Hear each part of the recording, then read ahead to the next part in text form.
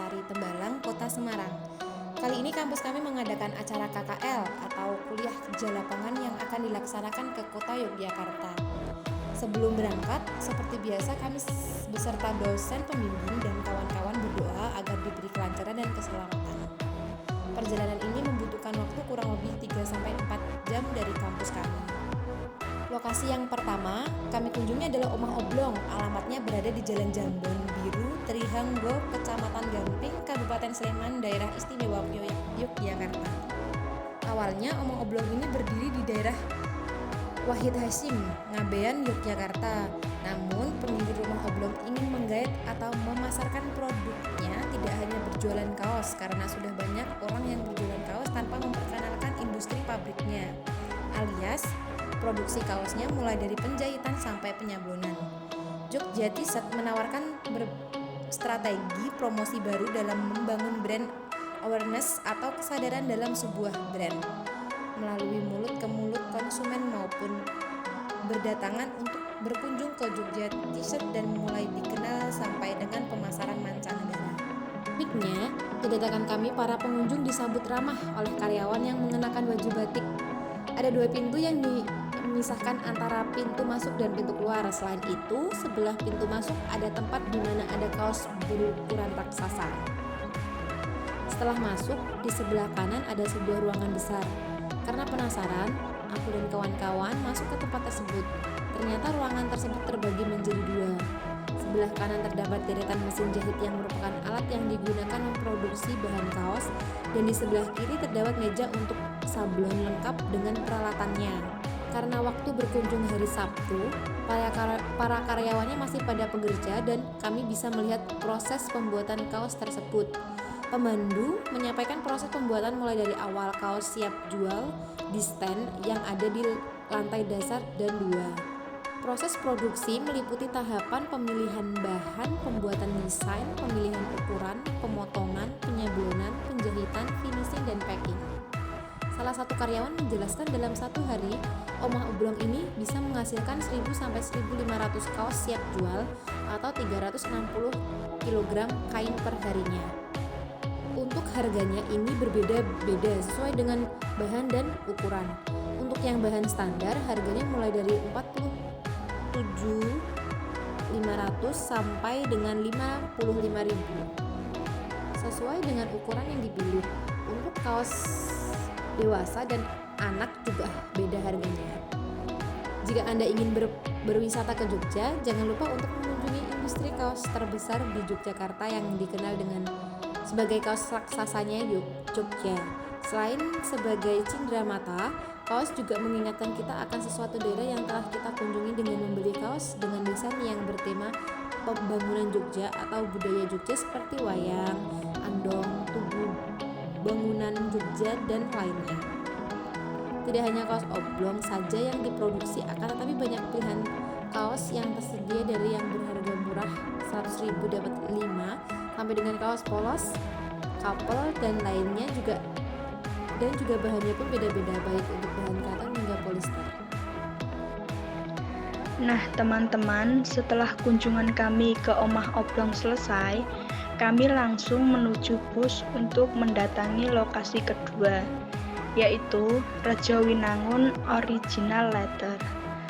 Rejowinangun Original Leather terletak di Jalan Rejowinangun, Kota Gede, DIY Yogyakarta. Rejowinangun Original Leather memproduksi berbagai macam jenis produk yang terbuat dari kulit, baik berbuat dari kulit sintetis dan kulit asli, kulit sapi. Rejowinangun Original Leather berdiri UMKM ini memproduksi berbagai jenis jaket yang terbuat dari bahan kulit.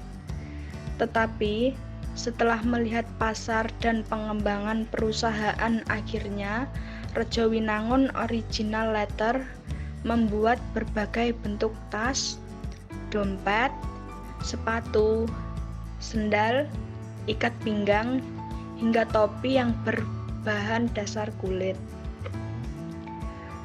Saat memasuki kawasan desa, kamu hanya akan melihat deretan toko kerajinan kulit yang memamerkan hasil kerajinannya. Para pemburu tas kulit juga bisa mendapatkan tas idamannya di sini. Soal kualitas tak perlu kamu ragukan lagi. Walau dibuat secara tradisional, namun semua produk yang dijual di sini terbuat dari 100% kulit asli. Jadi, kualitasnya pun bisa kamu setarakan dengan kualitas produk kulit branded lainnya.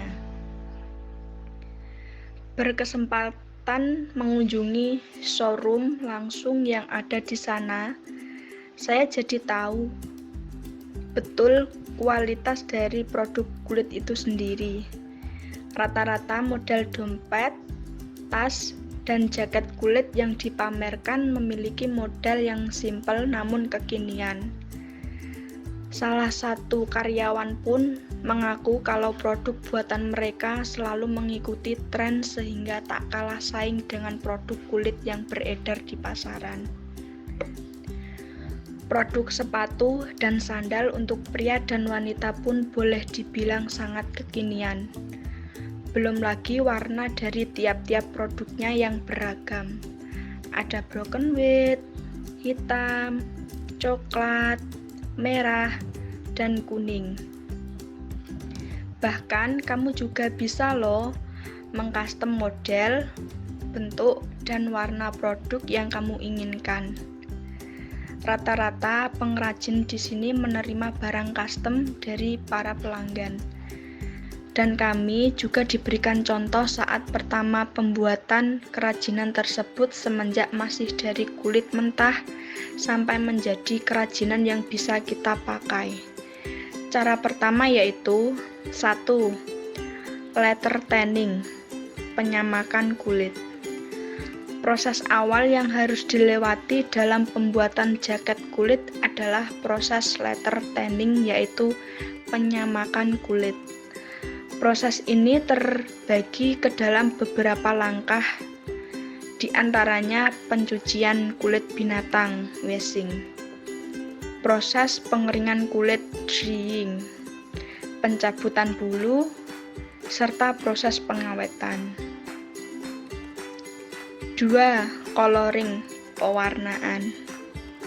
Untuk menghasilkan sebuah jaket kulit yang memiliki tampilan dan warna bagus serta lebih menarik, maka dahulukan proses pewarnaan menggunakan zat cair pewarna khusus untuk cat jaket kulit. 3. Pembuatan pola jaket. Untuk tahapan selanjutnya, proses desain serta pola jaket kulit yang disesuaikan dengan permintaan konsumen, yaitu bahan baku yang telah selesai dipersiapkan dibuat pola desain atau model jaket kulit. Pembuatan pola pakaian untuk jaket kulit dapat dilakukan secara manual di atas kertas atau karton. 4. Proses menjahit. Seperti layaknya proses pembuatan desain baju atau celana, dalam proses pembuatan jaket kulit domba terdapat banyak kesamaan. Misalnya, pola jaket yang telah selesai dibuat diteruskan dengan proses sewing atau menjahit. 5. Roughing, pemolesan. Dan untuk tahapan akhir dilakukan proses pemolesan atau disebut juga dengan roughing. Tujuan utamanya adalah untuk menghilangkan kotoran dan noda yang masih tersisa saat berlangsungnya proses produksi serta menciptakan permukaan jaket yang tampak lebih mengkilat dan halus dengan tekstur jaket yang lembut. Kami semua senang bisa melihat langsung cara membuat kerajinan tersebut. Karyawan dan owner juga mau memberikan pelajaran dan ilmu untuk kami. Karena hari sudah mulai sore, akhirnya kawan-kawan menuju tempat terakhir, yaitu Malioboro. Siapa yang tidak tahu Malioboro? tentu saja merupakan salah satu agenda yang wajib kami datangi ketika berwisata ke Yogyakarta.